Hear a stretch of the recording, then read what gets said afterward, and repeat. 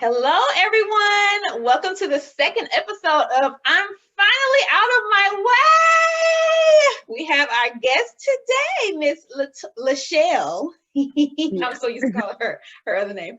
We have Lashell on, and she is a budding Hollywood costumer. Okay. And she's going to tell us what all that entails. I'm so excited to hear her story of how she finally is out of her own way. Go ahead, tell us, Miss Lashell. Hi. Hi. Well, it all started in Connecticut. Funny, but that's where I'm from. Yeah. And I had a vintage clothing store called Bazaar. I still have a vintage clothing store called Bazaar, but I had a brick and mortar. And I always wanted to be in fashion, and I knew I wanted to be a fashion designer. And I just, over the years, fell in love with storytelling and movies and shows and looking at the wardrobe, and more so fantasy and historic pieces. As a vintage store owner, much of my work was researching clothing and learning about them and learning, why people, wore certain things and the history behind it. And so for me, it just was like, I felt as if I was already doing research, and the idea of doing research for movies sounded like a great idea. I just was Yeah. like, oh, this would be fun to do all this research and to learn about the character and create this whole personality within their clothing and tell this story based on what the characters are wearing. And I feel like it's one of the underrated and undervalued point of film too. So Definitely. where it's like, okay, no one is like, oh, the clothing, really, told the story. They always look at the set and the cinematography. But if those people were naked, you wouldn't have It anything. So matters with the definitely. clothing, it helps to make this, creative stew that makes it, amazing. Right. And so I just knew I always wanted to do it, and just kind of kept that like in the back of my mind and being like, okay, I love this art form. Every time I went out was a marketing and networking opportunity. Right. That's was the purpose of me going out. Like if I'm going to an event, I got my business cards in my purse. Mm-hmm. And I had a plan. I said, I used to give myself challenges because a lot of people think that I'm an extrovert. They see me, I wear loud clothes and, I go out and I, talk to people, and people are like, oh, you're such a people person, but I'm the opposite. I'm Mm-hmm. not. Mm-hmm. And one of the facades is like I wear sometimes colorful or outrageous stuff so that people could talk to me, Mm-hmm. so I don't have to talk to them, so I Right. don't have to figure out the first words to say because I Yeah. don't have them. Right. So if you come up to me and you're like, oh, I like that vest, I'm like, oh, that's cool, oh, thank you, well, I got a clothing store. Right. And it's Hello. always a segue Right. into what I'm doing. And so I was always grateful for, my brain and my creativity and my openness. And it got on my friends' nerves at times Yeah. going out. They're like, yo, you got to plug your store all the time. I'm like, I do, because this Mm-hmm. is how I eat. This is Right. how every dime I make, this is it. Right. Like, so yes, So are you gonna pay if my we're going bills? out, I No. have Yeah. to plug my store. Right. Yeah. And I'm Yeah. like, this is it. I was just like, is your store still making you happy? Like my first year, I was working so hard, and I had to constantly reflect, like, are you happy though? Like you're working hard, you're drained, but are you happy? Yeah. In my first year, yes, I was drained and happy. I was like driving to my store, exhausted and like fully committed and excited to be Yeah. there. Yeah. But my last year, I wasn't. My last year, I just kind of was like, this is cool.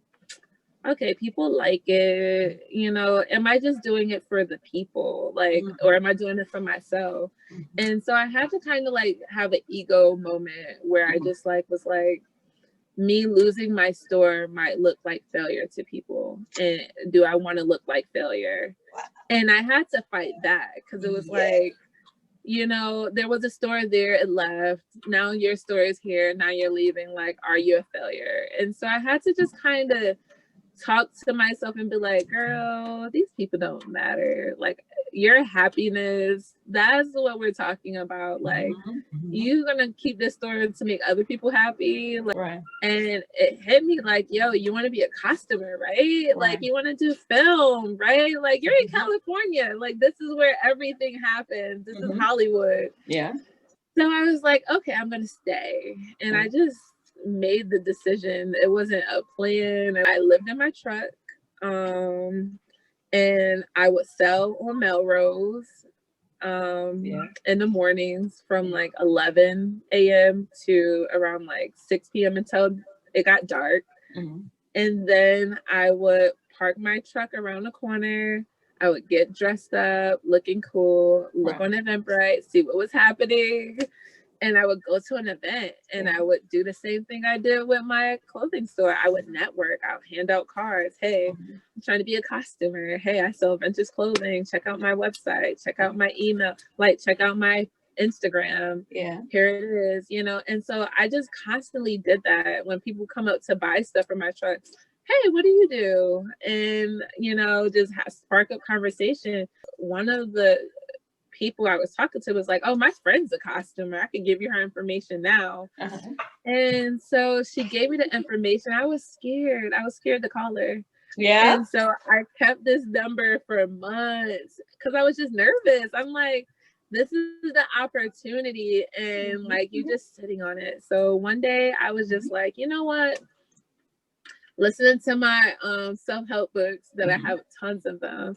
And one of the things that it talked about, it was like, okay, talking to people that you're scared, like people that you feel like are influential or that have power, you know, talking to them.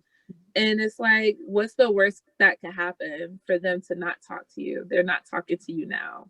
So that just advice was like, ding, like, okay, the worst thing that could happen is they could just not talk to you, but they're not talking to me now. So it ain't that bad. So, you know, I called her and was like, hey, your friend gave me your number. I want to be a costumer. You know, can you tell me anything? Like, can we talk? And this lady, like, spent like 3 hours on the phone with me and told me everything I needed to do. So she went to LA Trade Tech and, you know, fostered her skills. And she said that, you know, taking the classes really helps her. And I was like, since I live in my truck, I could go to school full time. And randomly saw this flyer for the Academy Gold program. And it was literally everything I needed. It was like costuming, you know, getting the industry. This is for people of color to get in the industry, meet industry professionals. I was like, oh, this is my end. Like, and what's the program again? It's called Academy Gold, and it's ran by the Academy Awards. And I just was like, this is it. Like, I just like, this is, you know, why the universe had me talk to that lady, why she told me LA Trade Tech, why I did everything I did was for this. And that's literally was my mindset. And it was funny, as I was applying for the program, everything about me applying was like, you're not qualified. You're not qualified. You're not going to get it. And I was just like, oh man, but I'm just going to do it. I like, in my head, I went to they had a meet and greet and I was so enthusiastic and I met the lady and the lady was like, I love your energy. Like, I was like, I am here. They just had like a congratulations thing and we got it. And I was just like, yes. And this program is 1 year. It's a paid internship. The actual like classes are over. And now we have our mentors. I love my mentor. I have the best mentor ever. I can't really, well, she is the costumer for Black Panther. I could say that. Oh my God, for Black Panther? Just to say that, put it out there. So that's my mentor. And it's just been funny, like, as time's been going, like, as the time has been going on, another one of my friends in Massachusetts just got greenlit for a movie that he wrote. And I'm going to be costuming for his movie. And that's going to be coming up in the in the coming months. And I'm working with a young woman that's creating a show here in California. And I'm helping her with her pilot. So I'm costuming right now for the pilot of her show and hopefully for the entire show. So when you're fearful, then do it. Right. And I think that's, you know, the bottom line of this whole journey was to get to a point where I just jump, and that's all I've been doing is jumping into situations, jumping into stuff, and jumping into random like projects. And being in my program, we got to meet like the heads of like Warner Brothers, the heads of Disney, and like people that got these $1 million roles and started taking a job and definitely wasn't qualified. Like most of the people knew nothing they were doing as they were doing it. And just hearing that, I was like, cool, I don't know it either. You're right. I'm happy that there's room for people like us, you know? Right. And so for me, that just became inspiring, just knowing that there's so many people with amazing careers and they started off not knowing anything. And we all work with people that don't know nothing. And you're like, how did they get this job? Because they're confident that they can do it, even though they can't. They got that confidence. Wow. That's the thing. We just gotta find it within ourselves and just jump. And as things go, we perfect it. Thank you so much, Miss Lashell, for hanging out with us. I wish you all the future glory. You know, continue on your path. Be this big old Hollywood costumer, you know, maybe you'll be on the next Black Panther project. You know what? Just put it out there. Say yes. I'm gonna be on some big film.